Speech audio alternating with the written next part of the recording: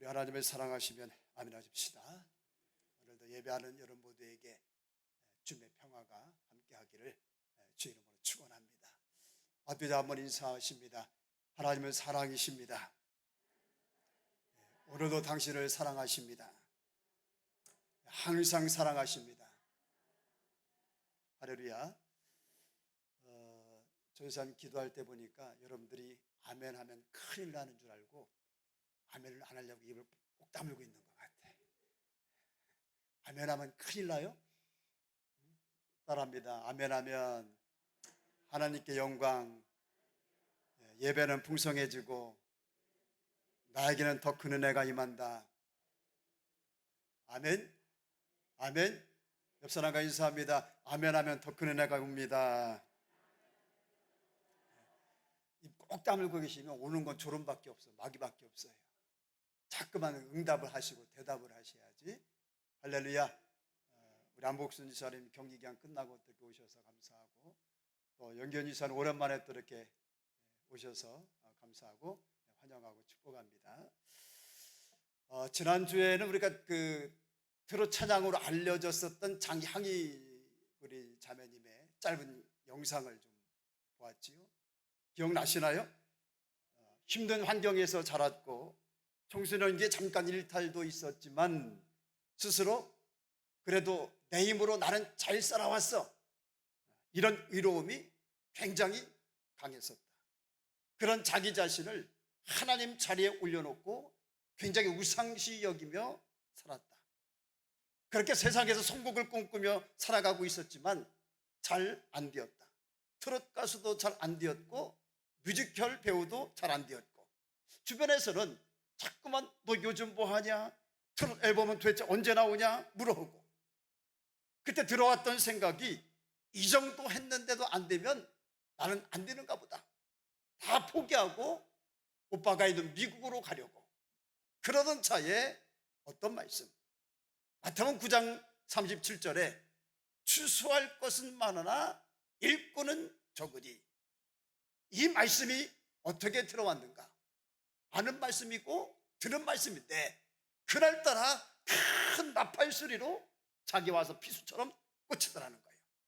그때 비로소 깨닫게 되고 알게 됩니다. 아, 나는 하나님이 추수할 것을 위해서 이 땅에 보내신 일꾼이구나. 그 이상도 아니고 그 이하도 아니고, 그런데 내가 교만하게 살아왔구나. 그것을 회개했느라고. 결국 그녀의 인생을, 그녀의 삶을, 그녀의 운명을 바꿔놓은 것은 무엇이었는가? 딱 한 줄 말씀입니다. 한 줄 말씀을 통하여 하나님의 음성을 듣게 되고, 한 줄 말씀을 통하여 자기를 향한 하나님의 계획을, 뜻을 알게 됩니다. 할렐루야. 펴서 읽어라, 펴서 읽어라. 어린 아이들의 노래소리가 꼭 자기를 보고 하는 말 같더라는 거예요. 멈추어 서서 포켓 속에 있던 성경책을 펴서 읽습니다. 로마서 13장 13절의 말씀이 나옵니다. 낮에와 같이 단정히 행하고 방탕하거나 술 취하지 말며 음란하거나 호색하지 말며 다투거나 시기하지 말고 오직 주 예수 그리스도로 옷 입고 정력을 위하여 육신의 일을 도모하지 말아라. 이 말씀이 마치 마음에 불을 지는 것처럼 뜨겁더라는 거예요. 이 교회도 빠지고 매우 방탕했던 그가 회개하고 어제의 삶을 버립니다. 지난날의 삶을 버리고 새 삶을 살아갑니다. 기독교 역사에 아주 큰 인물이 됩니다. 누굽니까? 어거스틴. 여러분, 실로 하나님의 말씀에는 그런 능력이 있지 않습니까? 자, 히브리서 4장 12절 한번 크게 읽어볼까요? 시작. 참으로 하나님의 말씀은 살아있고 능력이 넘치며 어떤 양날의 칼보다도 더 날카롭기 때문에 우리의 영과 혼까지 능히 찔러 쪼개며 관절과 골수까지 충분히 꿰뚫어서 파고듭니다. 뿐만 아니라 하나님의 말씀은 우리 마음속에 있는 생각이나 의도조차도 모조리 다 밝혀냅니다. 아멘. 여러분, 하나님의 말씀은 어떠하다고요? 살아있다는 거예요. 능력이 넘친다는 거예요. 어떤 검보다도 더 날카로워서 우리 영과 혼까지도 능히 찔러고 관조와 골수까지 꿰뚫어서 그 말씀이 우리 안에 파고든다는 거예요. 뿐만 아니라 우리 마음속에 있는 생각, 의도조차도 다 여기 모조리 밝혀내는 것이 하나님의 말씀이라는 거예요. 그래서 말씀을 들을 때 나보고 하시는 말씀이네 이렇게 생각되어지는 이유가 말씀 자체가 이런 힘이 있고 이런 능력이 있기 때문에. 할렐루야. 하나님의 말씀이 예레미야에게 임해요. 내가 너를 모태에 짓기 전에 너를 알았고 내가 배에서 나오기 전에 내가 너를 성별했고 여러 나라의 선지자로 내가 너를 세웠다. 그가 말합니다. 슬퍼도 소이다. 주 여호와여, 나는 아이라 말할 줄 알지 못합니다. 하나님 말씀합니다. 너는 아이라 하지 말고 내가 너를 누구에게든지 보내든지 너는 가며 내가 너에게 무엇을 명하든지 너는 말할지니라. 너는 그들 때문에 두려워하지 말라. 내가 나와 함께하여 너를 구원하리라. 나 여호와의 말이니라. 또 손을 내밀어서 그 입에 대시면서 하시는 말씀이 보라, 내가 내 말을 내 입에 두었노라. 그리고 그 다음 말씀에 보면, 자, 한번 읽어봐요. 시작. 보라, 내가 오늘 너를 여러 나라와 여러 왕국 위에 세워 내가 그것을 뽑고 파괴하며 파멸하고 넘어뜨리며 건설하고 심게 하였느니라. 하나님께서 예레미야 선지자를 세우셔서 어떤 일을 하신다? 여기 보니까 뽑고 파괴하고 파멸하고 넘어뜨리고 건설하고 심는 일을 하신다는 거예요. 그러나 우리가 기억할 일, 또 무엇을 통하여, 하나님은 무엇을 통하여 그 같은 일을 하시는가? 역시 따라합니다. 하나님의 말씀을 통하여. 시작. 다시 한번 시작. 어거스틴도 결국 하나님께서 무엇을 통하여 뽑을 것 뽑아내시고 무너뜨릴 것 무너뜨리시고 건설할 것 건설이고 심으신 건가? 결국 역시 하나님의 말씀을 통하여. 진실, 여러분, 하나님의 말씀은 살아있고 운동력이 있어서 저의 어떤 낯선 검보다도 예리하여 우리의 혼과 영, 관절과 골수를 찔러 쪼개기까지 하는 줄로 믿으시기 바랍니다. 또 유명한 이야기가 있잖아요. 리방스턴 선교사가 아프리카 오지에서 17년 동안 선교 사역을 감당하고 고향으로 돌아오게 되는데, 사람들이 그의 흉악한 몰골, 또 비쩍 마른 몰골에 놀라움을, 경악을 금치 못했습니다. 그때 한 기자가 그에게 묻습니다. 당신같이 연약한 사람이 어떻게 아프리카 그 맹수들이 울거리는 곳에서, 위험한 곳에서 17년 동안이나 견디셨습니까? 그때 그가 한 말 유명하지요. 바로 하나님의 이 말씀 때문입니다. 그리고 그가 소개해준 성경 말씀이 여러분들이 잘 기억하시는 마태복음 28장 20절, 볼지어다 내가 세상 끝날까지 너희와 항상 함께 있으리라. 이 약속의 말씀 한 절이 그로 하여금 17년에 아프리카 오지아에서의 그 삶을 버티게 하고 견디게 하고 이기게 하고 감당케 주신 줄로 믿으시기 바랍니다. 이런 말씀도 나오죠. 창세기 28장 15절 우리 같이 한번 읽어봅니다. 시작. 내가 너와 함께 있어 내가 어디 가든지 너를 지키며 너를 이끌어 이 땅으로 돌아오게 할지라. 내가 내게 허락한 것을 다 이루기까지 어떻게 하리라? 너를 떠나지 아니하리라. 당시 누구에게 하신 말씀인가? 야곱에게 하신 말씀이에요. 신명기 31장 23절 시작. 너는 이스라엘 자손을 인도하여 내가 그들에게 맹세한 땅으로 돌아가게 하리니 마음을 강하게 하고 담대히 하라. 내가 너와 함께 하리라. 이것은 누구에게 주신 말씀인가? 여호수아에게 주신 말씀입니다. 자, 사무엘하 7장 9절 시작. 내가 어디를 가든지 내가 너와 함께 있어 네 모든 대적을 네 앞에서 멸했은즉 세상에서 존귀한 자의 이름같이 내 이름을 어떻게 존귀하게 만들어 주리라. 이 말씀은 누구에게 주셨는가? 다윗에게 주신 말씀이에요. 자, 사무엘상 11장 38절 시작. 내가 만일 내가 명한 모든 일에 순종하고 내 길로 행하며 내 눈에 합당한 일을 하며 내 종 다윗의 행한 같이 내 율례와 명령을 지키면 어떻게 내가 너와 함께 있어 내가 다윗을 위하여 세운 것 같이 너를 위하여 천관집을 세우고 이스라엘을 내게 주리라. 이 말씀은 솔로몬에게 주신 말씀이에요. 그러면 이 말씀들이 당시 야곱에게, 여호수아에게, 다윗에게, 솔로몬에게 얼마나 큰 힘이 되고 오늘 우리가 읽어만 봐도 은혜가 되고 힘이 되는데 그들에게는 얼마나 더 큰 용기와 위로가 되었을까. 또 누군가에게는 길이 되고 하나님은 믿는 자들을, 택하신 자녀들을, 주의 일꾼들 사역자들을 그렇게 붙드셨고 그렇게 힘을 주셨고 그렇게 인도하셨고 그렇게 이끌어 주셨습니다. 무엇으로? 말씀을 통하여. 할렐루야. 따라하십니다. 믿는 우리에겐, 하나님의 백성인 나에겐 하나님의 말씀이 중요하다. 하나님의 말씀을 읽는 길, 말씀을 먹는 일, 성경을 펴서 보는 일, 말씀을 묵상하고 또 묵상하는 일 중요하다. 아멘. 뭐가 중요하다고요?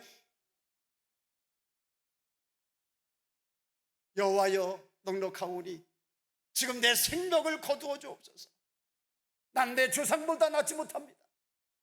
하나님께 죽기를 구했던, 그토록 낙담했었던 엘리야, 하나님께서 예레미야 그에 대한 처방책도 무엇이었는가?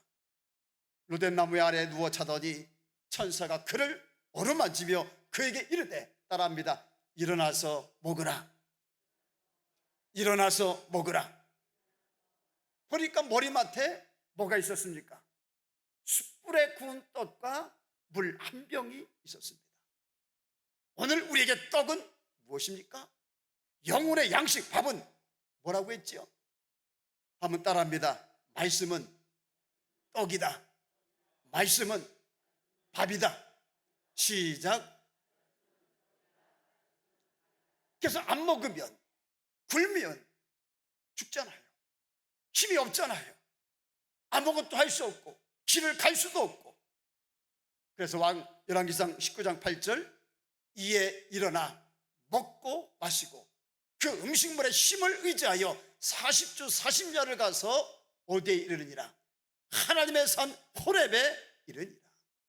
결국은 하나님께서 먹이셔서 다시 회복시키시고 힘을 주시고 일으키시고 길을 가게 하시고 하나님의 산 호렙에 이르게 하십니다.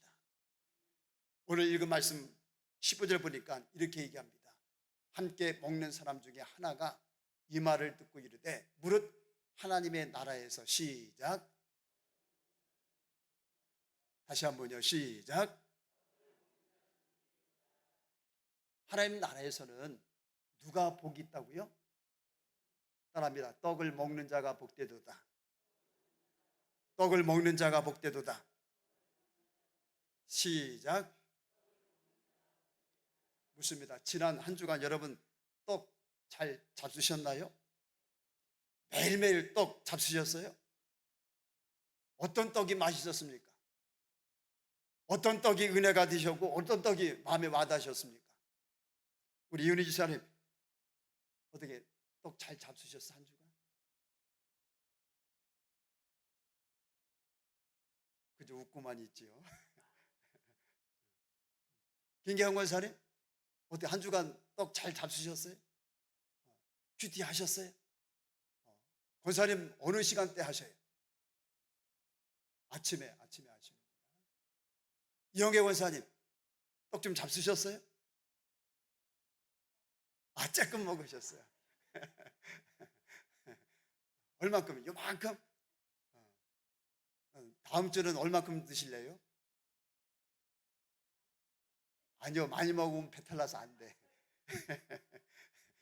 매일매일 잡수셔야 돼. 아멘.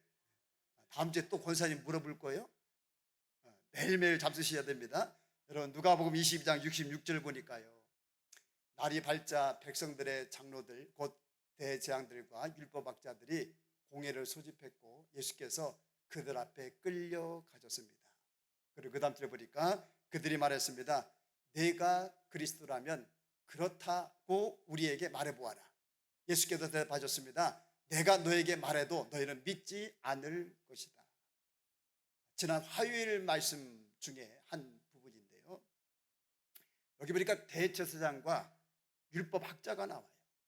이 사람들은요, 하나님에 대해서 가장 잘 아는 사람들이고, 그리고 그 당시에 잘 믿는다고, 제일 잘 믿는다고 자부하던 이들이고, 가장 열심히 했던 사람들입니다. 그런데 그들은요, 하나님의 아들 예수님을 못 알아봅니다.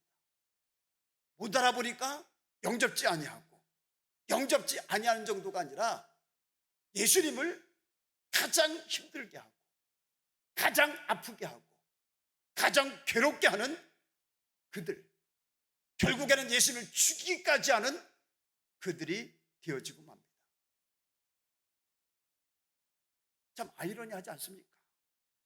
늘 성경을 연구하는 사람들이요, 누구보다도 가장 잘 아는 사람이고, 많이 아는 사람들이고, 하나님을 제일 잘 섬긴다고 자부하는 그들인데, 하나님의 아들을 몰라보다니, 몰라보는 정도가 아니라 하나님의 아들을 가장 힘들게, 아프게, 괴롭게 하는 사람들이 되다니, 이 말씀을 대하면서 혹 나는 그가 아닐까? 오늘 내 모습이 그들의 모습은 아닐까? 얼마든지 우리도 그럴 수 있잖아요. 기도했습니다. 주님, 오늘 나는 그러지 않게 하옵소서. 누가 23장 12절 보니까 한번 읽어볼까요? 시작. 헤롯과 빌라도가 전에는 원수였으나 당일에 서로 친구가 되니라. 헤롯과 빌라도가 전에는 어떠했다? 원수였어. 근데 당일에는 뭐가 되었다? 여러분, 여기 원수 사이인데, 그런데요, 악한 일에는, 죄된 일에는, 예수님을 죽이는 일에는 하나가 되고 한 마음이 됩니다. 아니, 악한 일이 아니라, 죄된 일이 아니라, 복받지 못할 일이 아니라, 역사 앞에 부끄러운 일이 아니라, 예수님을 죽이는 일이 아니라, 선한 일에, 옳은 일에, 바른 일에, 하나님이 잘했다 하실 일에, 하나님이 칭찬하시고 더 사랑하고 더 섬기는 일에 친구가 되었다면, 하나가 되었다면, 힘을 합했다면 어땠을까? 역시 얼마든지 오늘 나의 이야기가 될 수 있고, 저와 여러분들의 이야기가 될 수 있습니다. 말씀을 묵상할 때 로마서 16장 19절의 말씀이 생각나게 하셨습니다. 한번 봅니다. 그러므로 내가 너희로 말미암아 기뻐하노니 너희가 선한 데는 어떠하고 선한 일에는 지혜로워라. 그러나 악한 데는 어떠하라? 미련하기를 원하노라.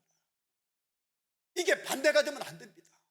선한 일에는 지혜롭지 못하고 미련하고, 악한 일에 지혜롭다면 그런 우리가 되지 않기를 주의 이름으로 축복합니다. 잠언서 6장 16절 19절의 말씀도 생각나게 하십니다. 여호와께서 어떻게 하시는 것, 미워하시는 것, 또 그 마음에 싫어하는 것, 하나님께서요 그 마음에 싫어하는 게 있다는 거예요. 그게 몇 가지 있는데 17절, 곧 첫 번째는 어떤 눈, 교만한 눈, 그리고 두 번째로 거짓된 혀, 세 번째로 무지한 자의 피를 흘리는 손, 악한 계교를 꾀하는 마음, 빨리 악으로 달려가는 발, 그리고 거짓을 말하는 망령된 증인, 그리고 마지막으로 형제 사이를 이간하는 자니라. 이걸 누가 싫어하신다는 거예요? 하나님이 그 마음에 싫어하신다는 거예요. 기도했습니다. 주님, 무지한 자의 피를 흘리는 손, 악한 계교를 꾀하는 마음과 빨리 악으로 달려가는 나의 발이 되지 않게 하옵소서. 항상 선한 일에는 지혜롭게 하시고 악한 일에는 미련하게 하옵소서. 큐티 잘하는 방법, 큐티 잘하는 길, 바로 이겁니다. 오늘 있는 이 말씀을 통하여, 이 본문을 통하여 하나님께서 나에게 하시는 말씀이 뭔가, 이거 내가 아는 말씀이네 하고 대충 쑥 지나가는 것이 아니라 정말로 말씀 앞에 진지하게 모래 속에서 금을 찾는 그 심정으로 집중해서 성경을 읽는 겁니다. 그러다 보면 마음에 은혜가 되고 와닿는 구절이 있어요.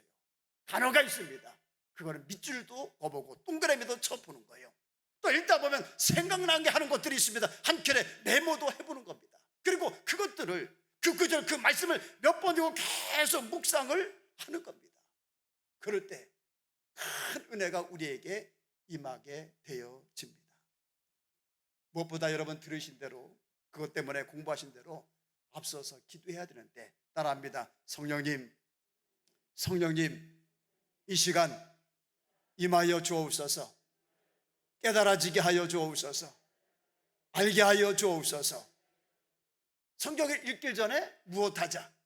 기도하면서 누구의 도우심을 구해야 되는가? 성령님의 도우심을 구해야 됩니다. 왜? 성경 보니까 베드로후서 12장 보십니다. 예언은, 여기서 예언이라는 것은 성경을 얘기하는 거예요. 성경은 언제든지 사람의 뜻으로 낸 것이 아니라 오직 무슨 감동? 성령의 감동하심을 받은 사람들이 하나님께 받아서 어떻게 한 것이다? 말한 것이다. 그러니까 성경은요, 하나님의 말씀은 성령의 감동에 의해서 기록된 책이라는 거예요. 그러면 성령의 감동하심을 따라 기록이 되었다면 그것을 읽을 때에 깨닫게 하시는 분, 생각나게 하시는 분도 누구신가? 성령님이십니다. 아멘. 그래서 말씀을 읽을 때 성령님의 도우심을 구해야 된다는 겁니다. 할렐루야.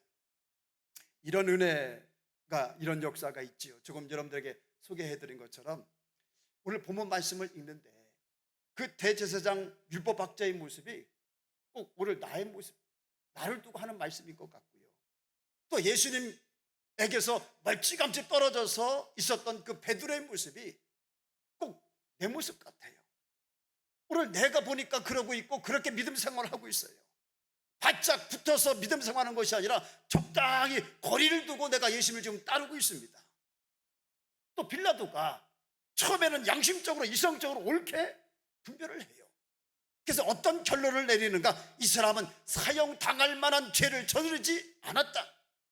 그러다가 사람들의 말에 휘둘리고 사람들을 의식한 나머지 그들의 뜻대로 하도록 예수님을 넘겨주고 맙니다. 양심은, 그의 양심은 아니라고, 이건 옳은 일 아니고 바른 일 아니라고, 불의한 일이라고 소리치고 있는데 여론에 떠밀리고 사람들 말에 떠밀리고 그 빌라도의 모습이 어느 순간 내 모습으로 비춰집니다. 믿는 자에게 기준은, 절대 기준은 오직 하나님이셔야 되는데 그렇지 않습니까? 우리는 그리스도이잖아요. 그리스도를 내 삶의 주인으로, 왕으로 모신 사람들이잖아요. 그렇다면 모든 일의 기준은 누구이어야 하는가? 하나님이셔야 됩니다. 그분이 어떻게 말씀하시는지, 그분의 뜻이 무엇인지, 그분의 뜻과 말씀이 오직 기준이 되어야 됩니다. 근데 그러지 아니하고 내 자신이 되고 인간적 내 생각이 되고 주변 사람들의 말이 된다면 그에게 삶의 주인과 왕은 누구인 겁니까? 분명한 것은 예수님은 아니시라는 거예요. 그런 면에서 누군가 여러분들에게 묻는다면 조심해야 되고요. 쉽게 말하면 안 되고요. 함부로 대답해서도 안 되고요. 여러분들이 하는 자리에 서서 어떤 답을 주셔도 안 됩니다. 왜? 내 대답이 얼마든지 예수님의 대답이 아닐 수 있기 때문에. 때로는 내 대답이 예수님과 뜻과 거리가 너무나도 멀리 있는 오답일 수도 있기 때문에. 그렇다면 그것이 결국은 그 형제의 영혼을 망치는 일이 되어지는 겁니다. 나중에 하나님 앞에 가서 그 심판을 우리가 어떻게 감당할 겁니까? 그래서 성경은 이렇게 말씀합니다. 야고보서 3장 1절 같이 있습니다. 시작. 내 형제들아, 너희는 선생된 우리가 더 큰 심판을 받을 줄 알고 선생이 많이 되지 말라. 선생, 말이잖아요. 말을 많이 하였기 때문에 심판을 더 많이 받는다는 거예요. 그러니 너 선생 되려고 하지 마. 우리가 선생이 되려 하지 말고 주님이 선생님이시고 보혜사 성령님이, 진리의 성령님이 선생님이 되십니다. 아멘.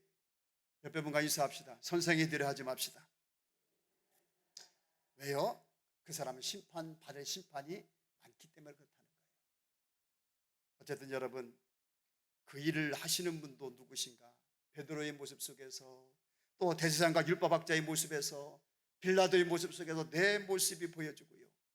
그 일을 하시는 분도, 그런 은혜를 주신 분도 보혜사 성령님이 하시는 일인 줄로 믿으시기 바랍니다. 혹여라도 그런 은혜가 없더라도 우리는 의도적으로라도 본문에 나오는 사람들의 이야기 속에 그 사람을 나로 한번 대조해서 잠깐 이렇게 볼 줄 아는 그런 노력이 필요하다는 거예요. 바로 그럴 때 그가 성경 본문에 나와 있는 그가 나로 여겨지고 나로 보이고 나로 비춰질 때 우리는 어떻게 해야 되는가? 애통하며 회개할 맘 충만하게 하소서. 바로 그래야 되는 거예요. 말씀을 읽는데, 말씀을 듣는데 꼭 내 얘기 같고 그가 꼭 나인 것 같아요. 회개해야 됩니다. 그 말씀과 하나님 앞에 가슴을 치고 마음을 찢고 애통해하고 그 죄를 버리고 그 악에서 돌이키고, 그렇게 매일매일 성경 읽으면서 하루가 가요, 일주일이 가요, 한 달이 가요, 1년이 갑니다. 삶에 엄청난 변화가 있지 않을까?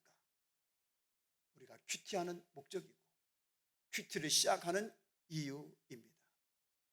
여러분, 하나님은 오늘도 날마다 저와 여러분들을 말씀 가운데로, 말씀이 선포되는 예배의 자리로, 그분을 만나는 기도의 자리로 매일매일 저와 여러분들을 초대하십니다. 우리 나는 밭을 샀음에 나가 보혜하겠으니 청컨대 양해하도록 하라. 소 5개를 샀으니 시험하러 가기 나를 양해하도록 하라. 장가 들었으니 나는 가지 못하겠노라. 그런 우리가 되지 맙시다. 그들을 향하여 주님은 오늘 이렇게 말씀합니다. 그 사람들은 하나도 내 잔치를 맛보지 못하리라. 우리는 맛보지 못하는 자들이 아니라 풍족히 먹고 마시고 배부름을 얻는 자가 되고 그 힘으로 광야길을 잘 헤쳐나갈 뿐만 아니라 하나님의 기쁨이 되다가 가나안에 안착하는 갈릴교회의 온 성도들이 되시기를 주의 이름으로 축원합니다.